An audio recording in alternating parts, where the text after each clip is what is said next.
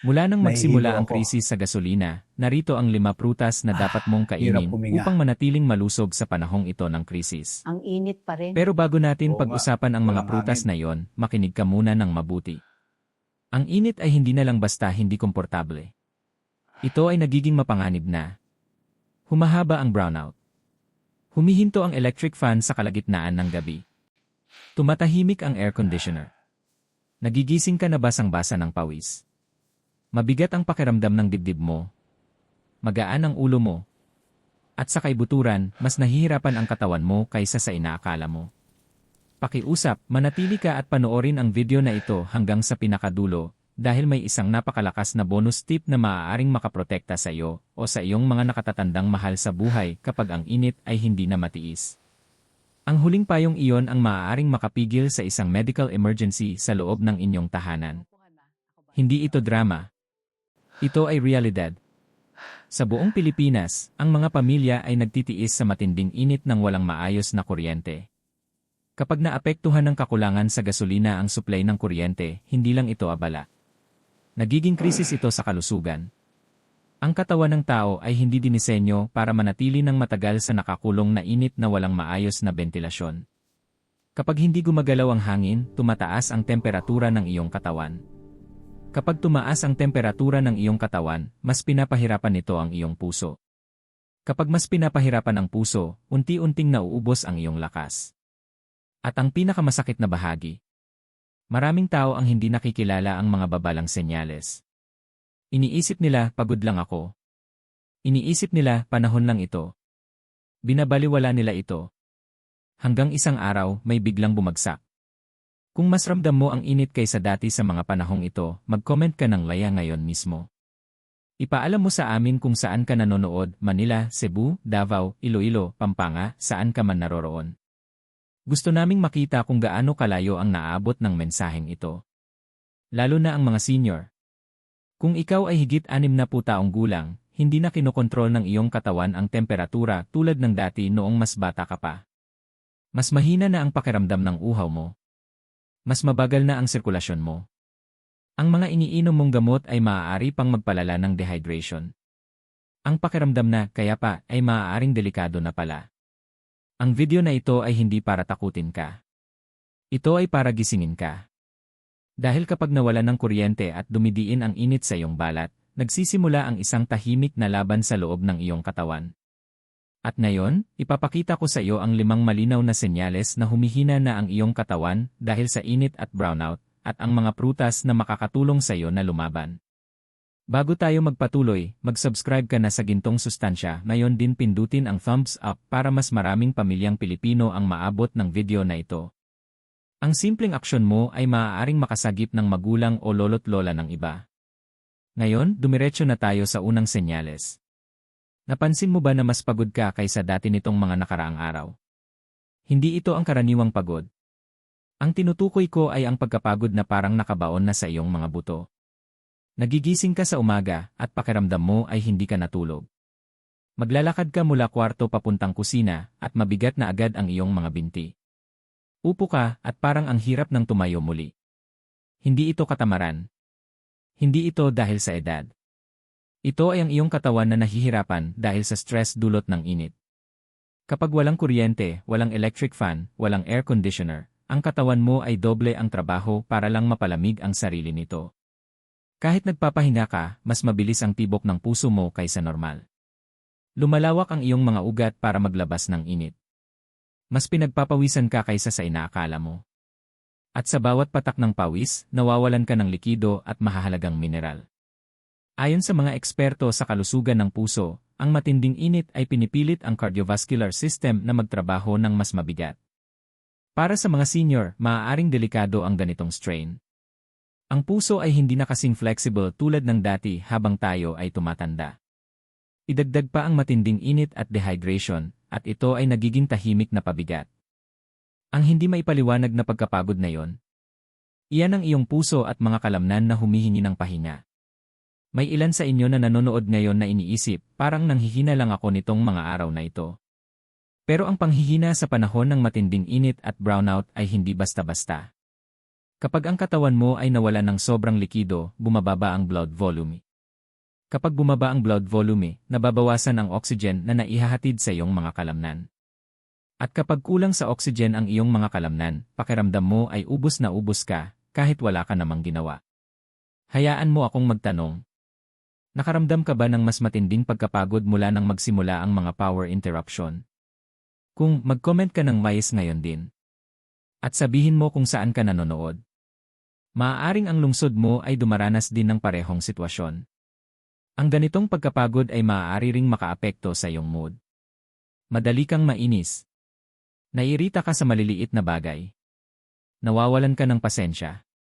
Hindi iyon pagbabago ng ugali mo, epekto iyon ng heat stress sa iyong nervous system. At narito ang maseryosong bahagi para sa mga senior, maraming gamot para sa blood pressure, sakit sa puso, o diabetes ang maaaring magpataas ng sensitivity sa init. Ang ilan pa nga ay nagpapalabas ng mas maraming likido sa katawan. Ibig sabihin, ang panghihinang nararamdaman mo ay maaaring hindi lang dahil sa panahon, maaari itong mapanganib na kombinasyon. Huwag mong baliwalain ang tuloy-tuloy na pagkapagod sa panahon ng matinding init. Kung ikaw ay nag-aalaga ng isang nakatatandang magulang at napapansin mong mas madalas silang natutulog, mas kaunti magsalita, o wala ng gana kumain, bigyan mo ito ng pansin.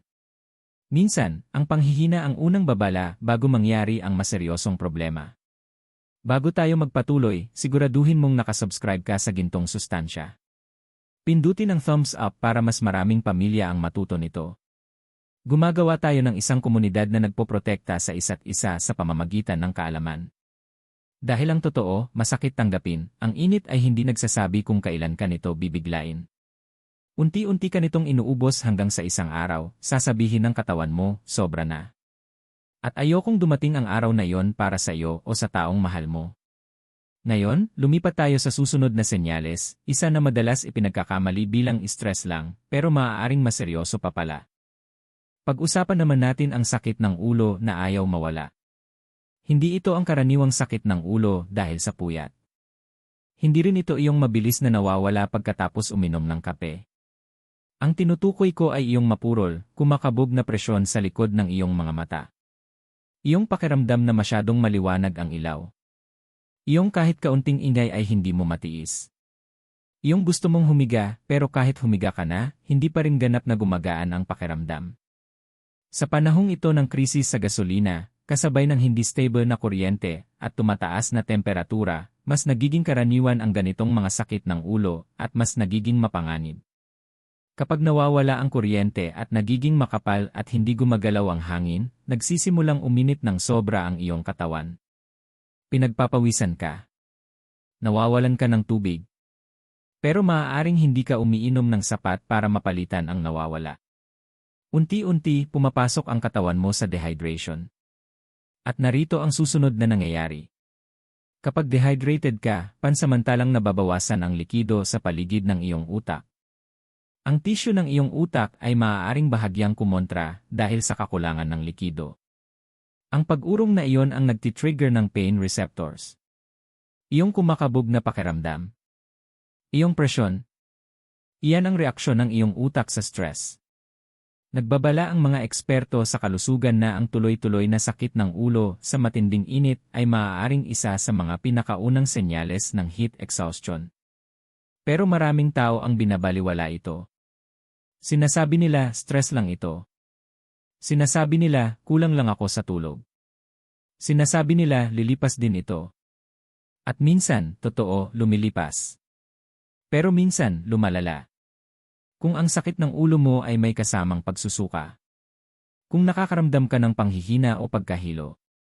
Kung pinagpapawisan ka ng sobra pero pakiramdam mo ay mainit ka pa rin. Kung namumula ang balat mo. Hindi na yan ordinaryong sakit ng ulo. Maaaring papalapit na ang katawan mo sa heat exhaustion. Mga senior, makinig ng mabuti. Habang tayo ay tumatanda, humihina ang kakayahan ng katawan na kontrolin ang temperatura. Maaaring hindi dramatiko ang mga babalang senyales. Maaaring banayad lang ang sakit ng ulo. Pero kahit banayad na tuloy-tuloy na sakit ng ulo sa matinding init ay hindi dapat baliwalain.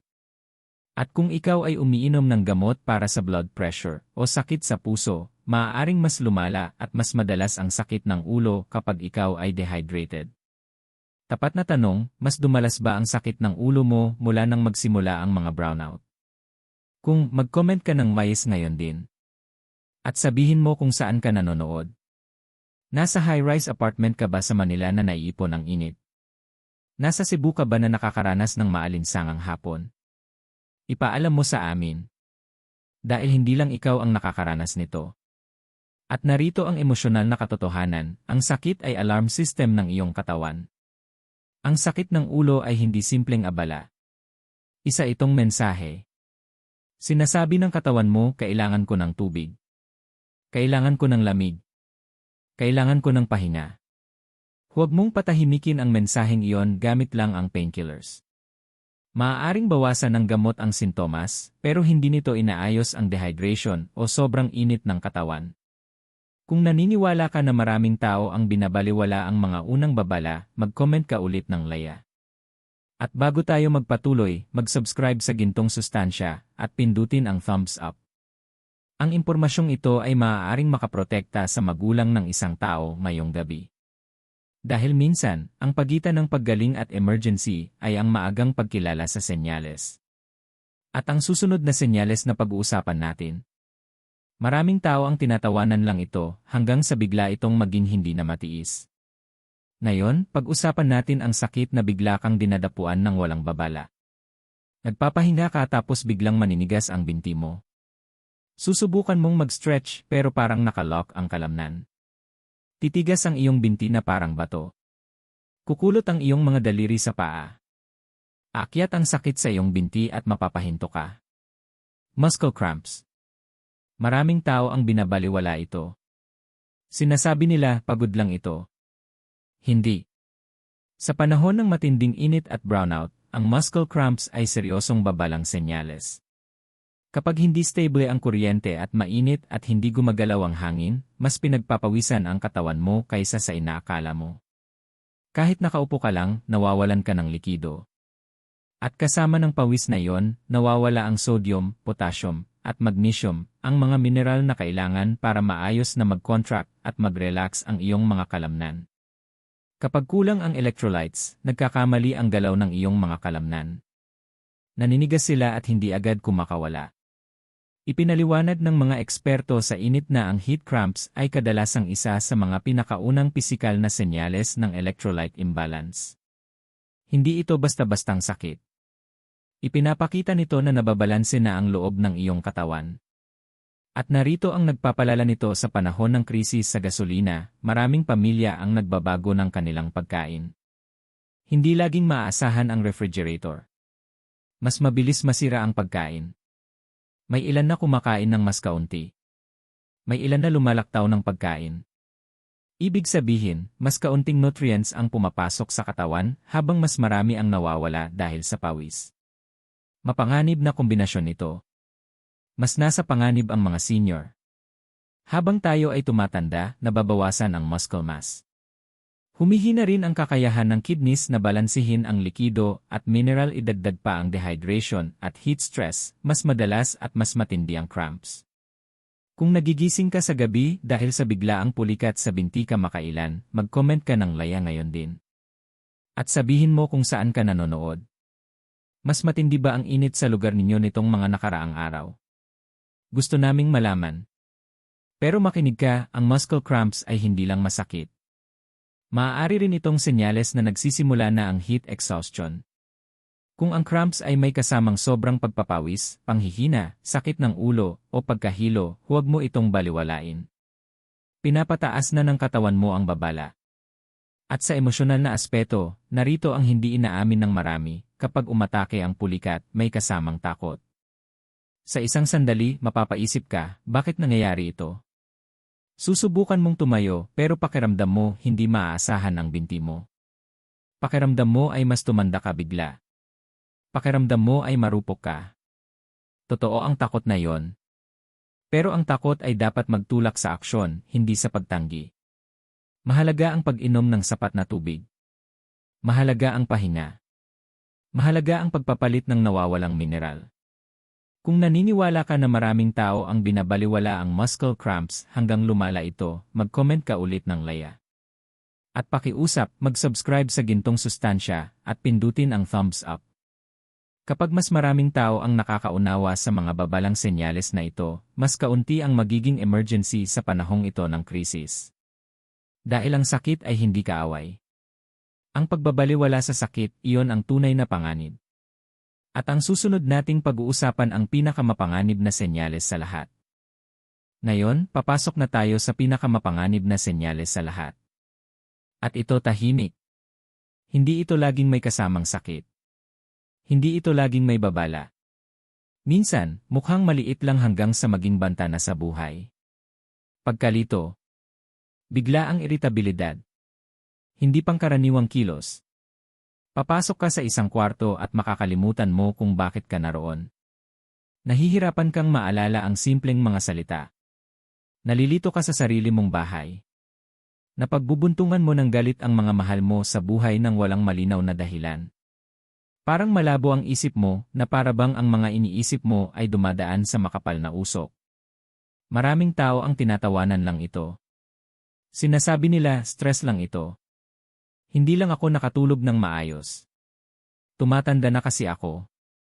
Pero sa panahon ng matinding init at sunod-sunod na brownout, ang pagkalito ay maaaring senyales ng heat exhaustion o mas malala pa, heat stroke. Nagbabala ang mga eksperto na kapag ang katawan ay uminit ng lampas sa kaya nitong palamigin ang sarili, isa sa mga unang naapektuhan ay ang utak. Kapag masyadong mataas ang core temperature mo, nagsisimulang humina ang paggana ng utak. Humihina ang paghusga. Nahihirapan ang memorya. Nagbabago ang mood. Hindi ito ugali. Ito ay pisyolohiya. Umiinit ang iyong utak. At narito ang nagpapalala nito para sa mga senior sa Pilipinas ngayon. Ang mga matatanda ay kadalasang hindi nakakaramdam ng uhaw ng malakas. Maaaring hindi sila umiinom ng sapat na tubig. Ang ilan ay umiinom ng gamot na nagpapalabas ng mas maraming likido sa katawan. Ang iba ay nag-iisa sa bahay sa mahabang oras ng brownout. Kapag nagsimula ang pagkalito, maaaring hindi nila agad mapansin na may mali. Maaaring hindi sila makahingi ng tulong. At maaaring isipin ng pamilya na normal lang ito sa pagtanda. Pero ang biglaang pagkalito sa matinding init ay hindi normal. Kung ang isang magulang o lolo't lola ay biglang nagiging malito, sobrang antukin, irritable, o hirap mag-concentrate, ito ay babalang pang-emergency. Kung nanonood ka nito at nakaramdam ka ng mas madalas na pagkalimot o mental fog mula nang magsimula ang mga power interruption, mag-comment ka ng Laya ngayon din. At sabihin mo kung saan ka nanonood. Kailangan naming makita kung gaano karaming pamilya ang tahimik na nakakaranas nito. Dahil narito ang masakit na katotohanan, ang heat stroke ay maaaring mangyari ng mabilis. At kapag nangyari ito, maaari nitong maapektuhan ang utak, puso, at kidneys. Sa malalang kaso, maaari itong ikamatay. Hindi ko ito sinasabi para takutin ka. Sinasabi ko ito dahil ang kaalaman ay nakapagliligtas ng buhay. Sa emosyonal na aspeto, masakit itong isipin. Isipin mo ang isang matatag na magulang, ang taong nagpalaki at nagprotekta sa iyo, na biglang nalilito sa sarili nilang bahay dahil sa matinding init.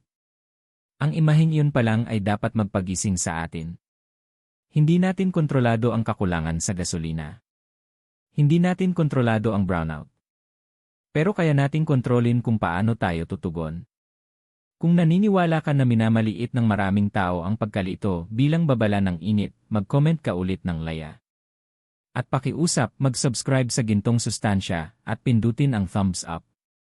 Kailangan makarating ang mensaheng ito sa bawat pamilyang Pilipino na humaharap sa krisis na ito. Dahil kapag ang utak na ang naapektuhan, mahalaga ang bawat segundo. At sa mga susunod na bahagi, pag-uusapan natin kung paano makakatulong ang mga simpleng prutas na madaling mahanap upang palakasin at protektahan ang iyong katawan sa gitna ng krisis sa init, lalo na para sa mga senior na pinakananganganib. Manatili ka sa akin. Ang buhay mo o ng mahal mo sa buhay ay maaaring nakasalalay sa kaalamang ito. Ngayon, pag-usapan natin ang unang prutas na makakatulong sa iyo sa panahong ito ng krisis. Pakwan. Hindi lang ito basta pampalamig na merienda. Sa panahon ng matinding init at brownout, ang pakwan ay maaaring kumilos na parang natural na gamot para sa iyong katawan. Kapag nawawala ang kuryente at bumibigat ang hangin, mas mabilis kang nawawalan ng tubig kaysa sa inaakala mo. Pinagpapawisan ka kahit nakaupo lang. Nawawalan ka ng likido kahit natutulog. At maraming tao ang hindi umiinom ng sapat na tubig para mapalitan ang nawawala, lalo na ang mga senior na maaaring hindi gaanong nauuhaw. Ang pakwan ay binubuo ng mahigit 70% na tubig. Ibig sabihin, bawat hiwa na kinakain mo ay tumutulong mag-hydrate ng iyong katawan sa banayad at natural na paraan. Pero hindi doon nagtatapos. Ang pakwan ay may potassium, isang mahalagang mineral na tumutulong sa maayos na tibok ng puso, paggana ng kalamnan, at balanse ng likido sa katawan. Naalala mo ang mga cramps na napag-usapan natin? Ang panghihina. Ang pagkahilo. Malaki ang papel ng potassium sa pag-iwas sa mga yon. Sa panahon ng krisis sa gasolina, kung kailan hindi maaasahan ang refrigerator at limitado ang pagkain, ang pakwan ay simple, abot kaya, at madaling makita sa maraming lugar sa Pilipinas. At narito ang isang mahalagang bagay. Kapag sobrang init ng katawan mo, bumabagal ang digestion. Ang mabibigat na pagkain ay maaaring magpalala ng pakiramdam mo. Ang mamantikang pagkain ay maaaring magdulot ng discomfort. Pero ang pakwan ay magaan. Madali itong tunawin. Pinapalamig ka nito mula sa loob. Iyong malamig na pakiramdam kapag kinakain mo ito. Hindi lang iyon aliw, iyon ay ang iyong katawan na sumisipsip ng likido. Para sa mga senior, napakahalaga nito. Habang tayo ay tumatanda, nababawasan ang kabuuang tubig sa katawan. Ibig sabihin, mas mabilis ma-dehydrate ang matatanda at mas mabagal silang makabawi. Ang ilang hiwa ng pakwan sa mainit na hapon ay maaaring magdulot ng malaking kaibahan. May tanong ako sa iyo. Kailan ka huling kumain ng pakwan sa isang mainit na araw? Kung naniniwala ka na ang pakwan ay isa sa pinakamahusay na prutas sa panahon ng matinding init, mag-comment ka ng laya ngayon din. At sabihin mo kung saan ka nanonood. Abot kaya ba ang pakwan sa inyong lugar ngayon? Magtulungan tayo sa pagbabahagi ng impormasyon. Pero makinig ka, nakakatulong ang pakwan, pero hindi ito kapalit ng pag-inom ng tubig. Suporta ito. Dagdag tulong ito. Kailangan mo pa ring uminom ng tubig ng paunti-unti sa buong araw. Sa emosyonal na aspeto, isipin mo ito, minsan, ang solusyon para maprotektahan ang katawan mo ay hindi komplikado. Hindi ito mahal. Hindi ito mahirap abutin. Ito ay simpleng mga desisyon na ginagawa araw-araw. Isang hiwa ng pakwan imbes na matatamis na inumin. Isang mangkok ng sariwang prutas imbes na processed snacks. Isang desisyong uminom ng tubig kahit hindi ka nauuhaw. Maliit na hakbang. Malaking proteksyon. Kung naniniwala ka na ang simpleng natural na pagkain ay may malaking epekto sa krisis na ito, mag-comment ka ulit ng laya. At huwag kalimutang mag-subscribe sa Gintong Sustansya at pindutin ang thumbs up. Maaaring may isang taong makakita ng video na ito dahil sa iyo at maaaring maprotektahan nito ang kanilang magulang o lolo't lola. Manatili ka. Dahil ang susunod na prutas na pag-uusapan natin ay matatagpuan na halos sa bawat tahanang Pilipino at maaaring ito ang susi para maiwasan ang muscle cramps at mapanganib na panghihina sa panahong ito ng matinding init. Ngayon, pag-usapan naman natin ang isang prutas na simple abot kaya at matatagpuan na sa maraming tahanang Pilipino. Saging. Mukha itong ordinaryo. Parang pangkaraniwan lang. Pero sa panahon ng matinding init at sunod-sunod na brownout, nagiging napakalakas ng epekto ng saging. Kapag pinagpapawisan ang katawan mo dahil sa matinding init, hindi lang tubig ang nawawala, nawawala rin ang potassium. At ang potassium ay hindi optional. Ito ay mahalaga. Nakadepende rito ang puso mo. Nakadepende rito ang mga kalamnan mo. Pati ang iyong nerves ay umaasa rito. Kapag kulang ang potassium, nagsisimulang mag-cramps ang mga kalamnan mo. Maaaring maging hindi regular ang tibok ng puso mo. Nanghihina ang katawan mo. Iyong mabigat na pagkapagod na napag-usapan natin kanina. Mas lalala yon kapag mababa ang potassium. Ang saging ay mayaman sa potassium. Ang isang medium na saging ay makakatulong magbalik ng nawawala sa katawan mo dahil sa pawis. Pero narito ang hindi alam ng marami. Tumutulong ang potassium sa pag-regulate ng blood pressure. Sa matinding init, lumalawak ang mga ugat para makapaglabas ng init. Maaaring bumaba ang blood pressure. Kaya ang iba ay nahihilo o muntik mahimatay kapag tumatayo sa mainit na araw. Tumutulong ang saging na balansihin yon. Lalo na para sa mga senior. Habang tayo ay tumatanda, nagiging mas sensitibo ang pag-regulate ng blood pressure. Maraming matatanda ang may hypertension. Ang ilan ay umiinom ng gamot na nakakaapekto sa balance ng likido at mineral sa panahon ng heatwave, mas nagiging marupok ang balance na yon. Ang simpleng pagkain ng saging sa umaga o hapon ay makakatulong sa stability ng puso at paggana ng kalamnan. Hindi ito hype. Ito ay simpleng agham ng katawan. At madaling kainin ang saging kahit wala kang ganang kumain. Kapag nababawasan ang appetite mo dahil sa init, ang saging ay banayad sa tiyan.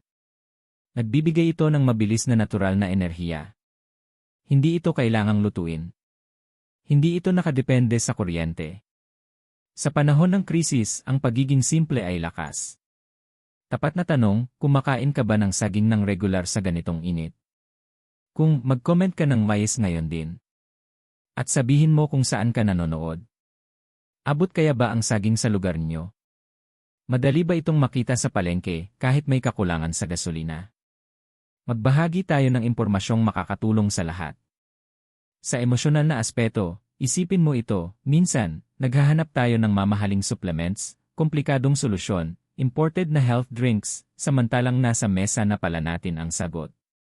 Sa panahon ng krisis, hindi kailangan ng katawan mo ang luho. Kailangan nito ng balanse. Kailangan nito ng mineral. Kailangan nito ng tuloy-tuloy na suporta. At tahimik na ibinibigay iyon ng saging. Kung naniniwala ka na ang simpleng lokal na prutas ay makapangyarihan sa panahon ng krisis sa gasolina at kuryente, mag-comment ka ulit ng Laya. At pakiusap, mag-subscribe sa Gintong Sustansya at pindutin ang thumbs up. Ang suporta mo ay tumutulong para makarating ang mensaheng ito sa mas maraming pamilyang Pilipino na maaaring hindi pa alam kung gaano sila ka-vulnerable sa init. Manatili ka.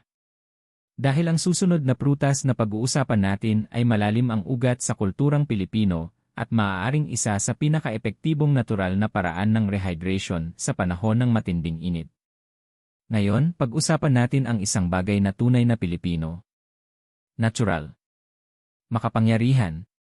Niyog. Fresh na buko.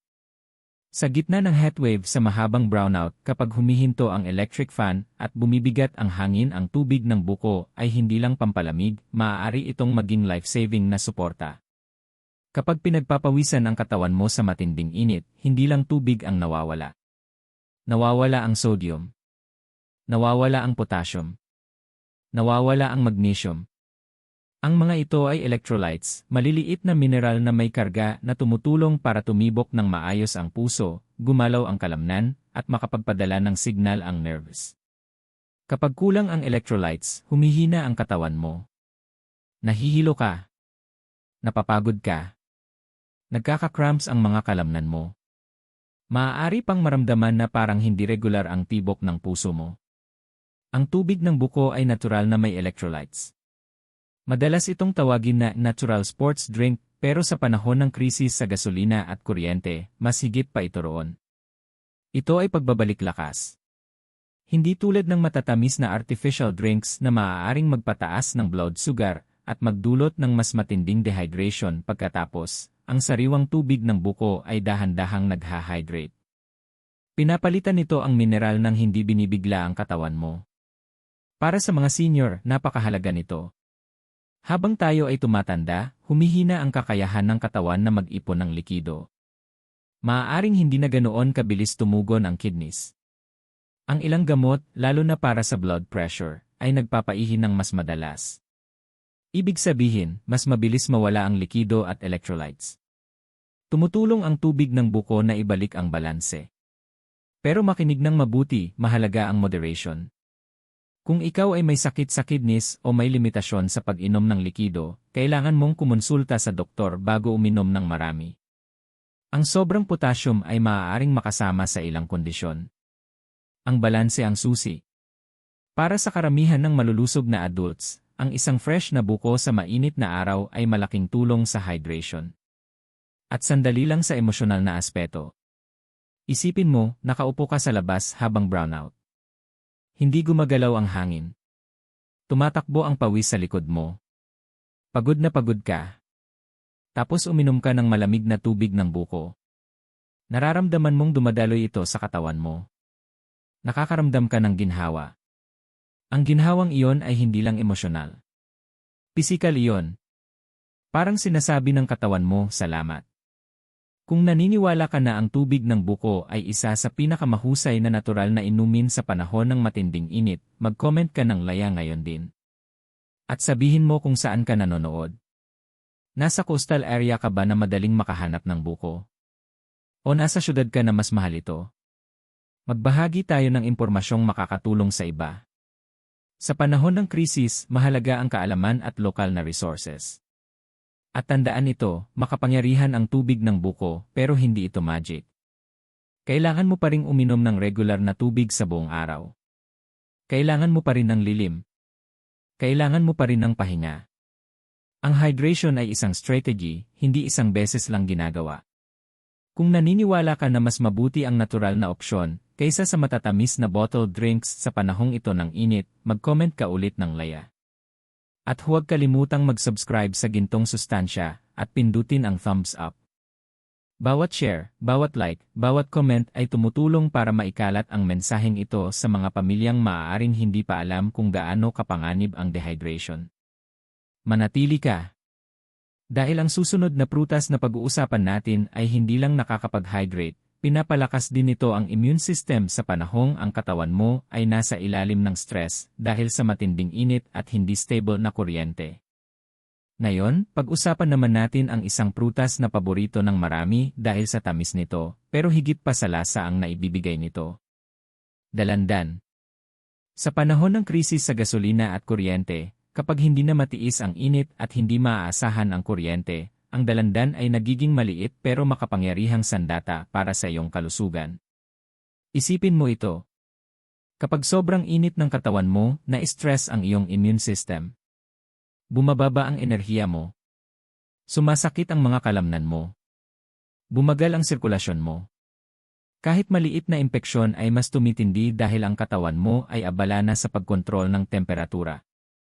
Ang dalandan ay mayaman sa vitamin E, isang malakas na antioxidant na tumutulong sa iyong immune system.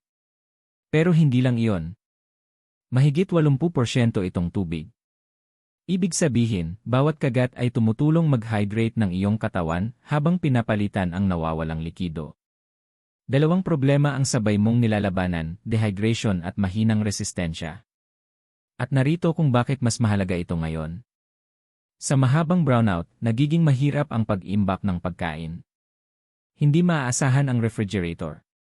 Maraming tao ang napipilitang kumain ng mas kaunting sariwang pagkain.